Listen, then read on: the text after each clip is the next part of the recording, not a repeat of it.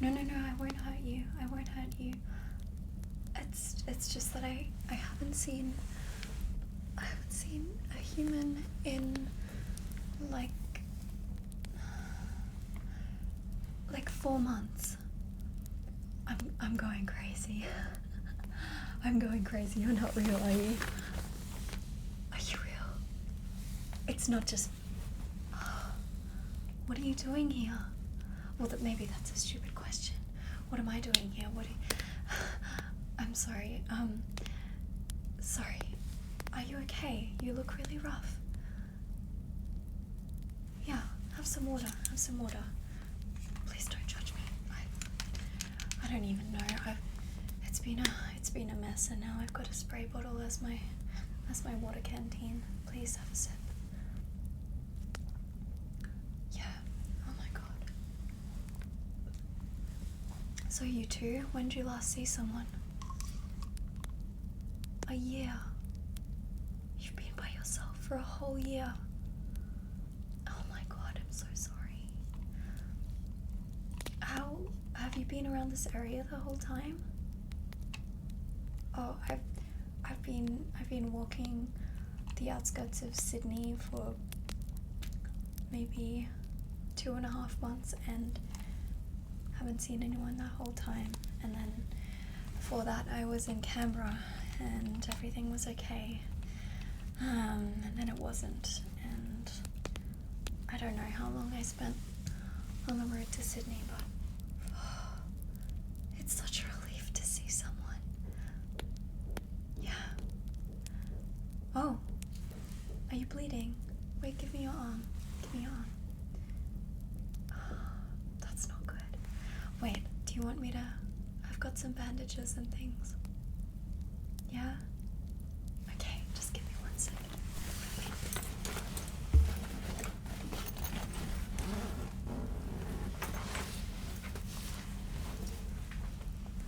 I'm still pretty sure I'm dreaming. You sure you're real? Okay, it doesn't look too bad. I think I've got some antiseptic. That'll be probably the best idea. It's just some shitty old betadine that I found in a chemist that had been blown up. Okay, this will hurt the most. Just rest it here, and I'll just drop. I'm sorry, drop. There we go. That'll keep it clean. You'll have to change this a bit, but I'm sorry, I feel like I haven't even introduced myself. Yeah. Well, I'm Remy. It's nice to meet you. Okay, are you alright if I start bandaging up your arm? Okay. Just hold still. Just breathe. Just breathe. That's right. So, how'd you end up here? It's pretty hidden away, this spot. It's good if you're running from someone. You're not, are you? Sorry, you don't have to talk right now. It helps to talk to someone because the last time I talked to someone, I don't even know. It would have been my sister. But we've all lost someone, haven't we? Okay, that's that. Let me just tie it off with this sticky plaster. I really tried to stock up at that chemist because you just never know what trouble you might get into. Oh, it's nothing. I just ran into a tree.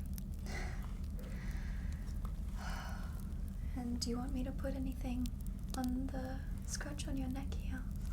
Just this one. I've got a little. Wait. I've got a little cream here. It's calendula. My mom always used to say that this cream healed everything. Not sure if she's right, but it does smell nice. It does work. Okay.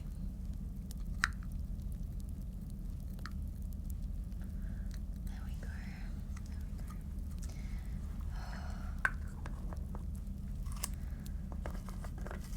What have you got behind there? Not much, eh? Okay. You look a bit cold. I have a jacket if you want it. Okay. You need it more than I do, trust me.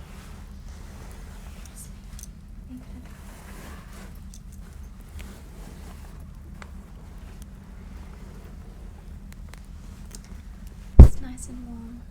It's got this fabric on the inside of it. It's really nice. It'll keep you warm. I know it's not that cold, but when you're injured, it's always nice to stay warm, okay?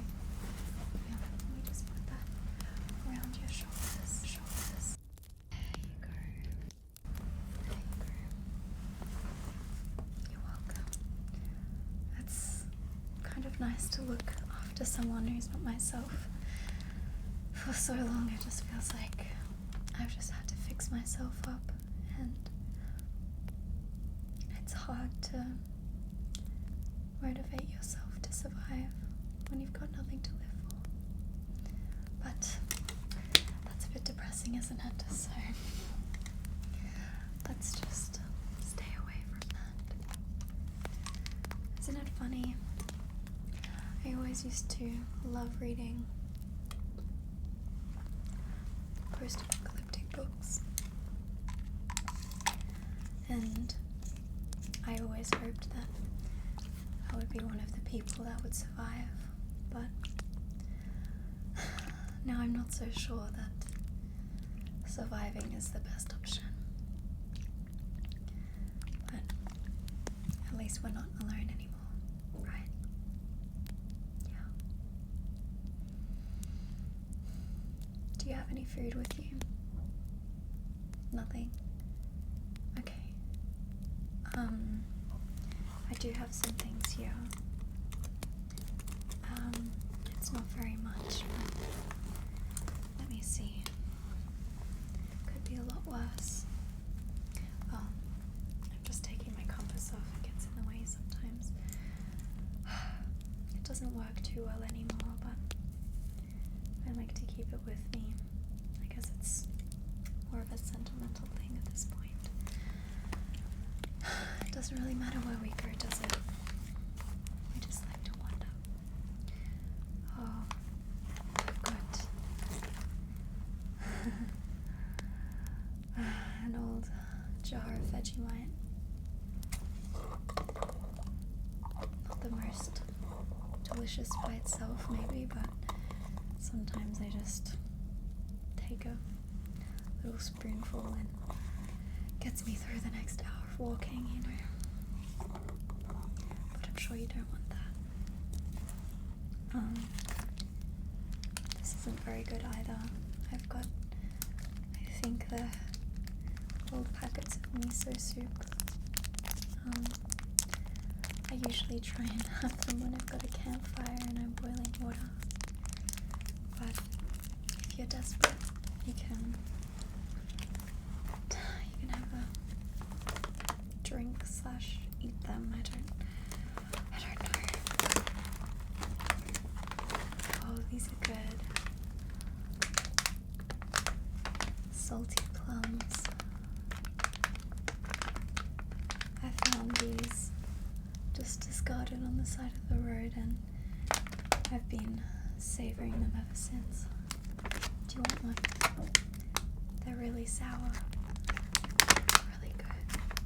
I think it'll perk you up a bit.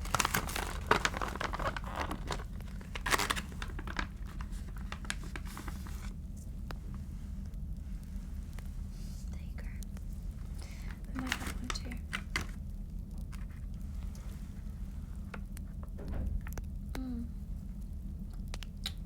That's so salty. But it's nice to have something that's not just leaves or seeds, isn't it? Let me get a bit more comfortable.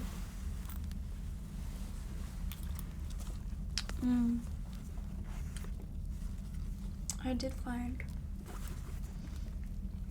a citrus tree, and I found these 2 mandarins. Maybe we can eat them later. Well, if you want me to stay, that is. Do you want me to stay here for the night, and I can keep you company? Does that sound good? Thank you. I'm just so happy to see someone. Yeah. If you're feeling well enough in the morning, I was actually gonna head east towards the coast because we're pretty close to the beach and the ocean, and I miss it, and I don't know, maybe there'll be someone there camping on the beach, or a signal at one of the towers or something. I don't know why I still hold out hope, but I guess it's worth it, because then you just find things you never expect. Yeah. I'm sorry, am I bothering you? You're very polite.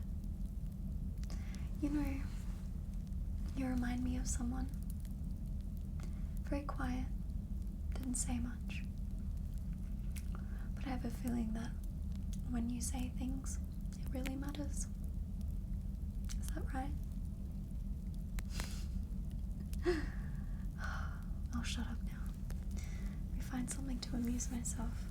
Oh, before I forget, I can see you don't have anything to lie on. Do you want... I've got a little, mattress thing.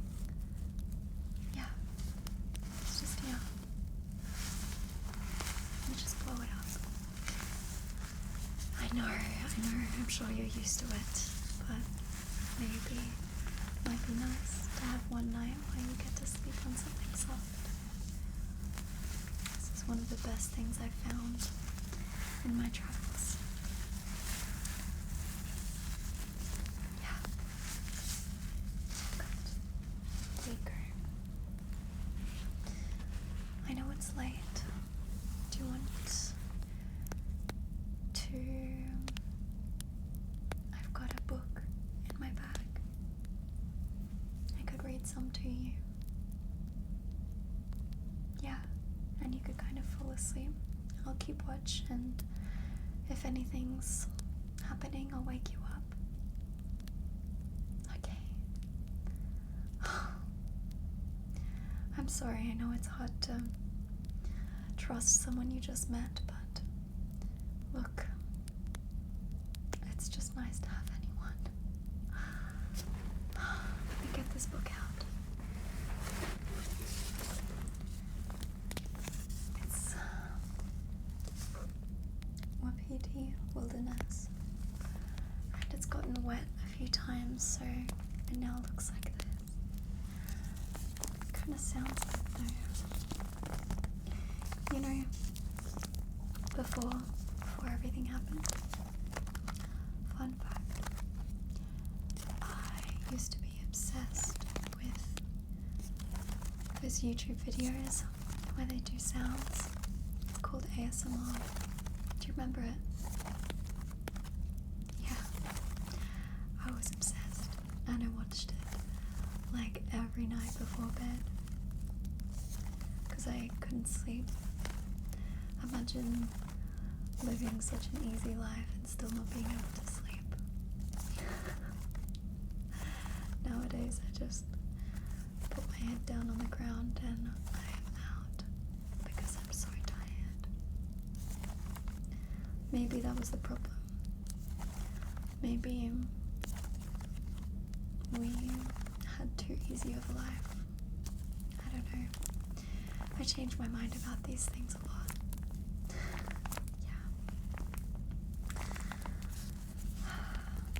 Now, even though it's pretty destroyed, as you can see, you can still can still read the words, and there's some pictures as well. And this is the only book I'm carrying with me at the moment. Whenever I find one, I do try and pick them up, but it is easier to travel light, so you want me to read you some? It's about, I think, a family. I haven't started reading it yet. A family who lives in the Grand Tetons of Wyoming. And I think it's just some cute stories of their adventures. I like reading stuff like this because sometimes it helps me to romanticize this absolutely crazy world that we live in. I know, isn't it? No internet, no cars, no planes. It's nothing, it's just us. Okay, I'm gonna start now. This is the foreword. This beautiful part of America, the Jackson Hole country, was our home and the locale of much of Olaus's professional work for the past 36 years. Our 3 children grew up here. While Olaus's work took us to many wilderness areas, this particular one had become our home. Naturally, over the years, we gathered many stories about this valley and about the people who lived and worked here. In working and thinking over these materials, it seemed to us that there were some stories he should tell, and some that I should tell. So we wrote this book as a joint enterprise and tried to weave the narratives and the impressions together in a harmonious whole. Some of Olaus's contributions to the book were completed by him just before his last illness, but many of the chapters here, both his and mine, grew over the years, accumulated informally in our files for the time when we would write just such a book.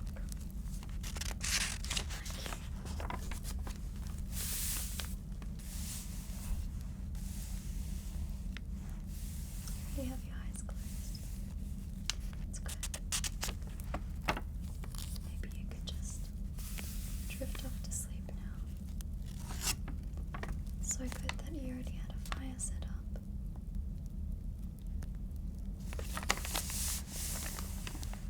Many times we have crossed Wyoming on the Union Pacific Railroad, usually in early or late winter.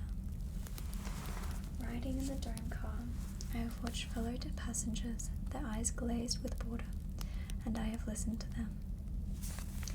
We should have given this all back to the Indians. Well, this is sure a God-forsaken piece of country, isn't it? How would you like to live here? What do you suppose they can raise here? What's it good for? Good for? To one who has lived nearly always in the emptier places. To one returning to them after a few months in cities, it's a different picture. At last, the wide sky, the wide land, broken and bare, but stretching far to the limitless blue sky of Wyoming. Room to breathe, to stretch one's soul's wings again. Here, the big country still is. Always a joy to come back, to find it still big, still stretching away, meeting and passing startling butts which arise here and there, and dry watercourses, drift fences, once in a while a ranch horse and corrals nestling under cottonwoods and willows in one of those watercourses. Once in a while a few cattle, a band of antelope and a sage, some horses galloping with the wind. After the cities, a wave of thankfulness rises in my heart that the great United States still has some room, some great spaces. And sometimes there is a temptation to rise up in that dome car on the railroad and deliver a little lecture on what we are looking at here. I would like to read to these bored passengers a little essay I've found tucked away in some of Lolas's notes. I just want to say, isn't this so true for us, you know? Like, I know it's hard, but we have everything to ourselves here. Do you ever just look up at the stars and go, we are so small, but it's so beautiful, you know? Yeah. It's hard to be small, but it makes me feel full of awe sometimes when I get a chance to think.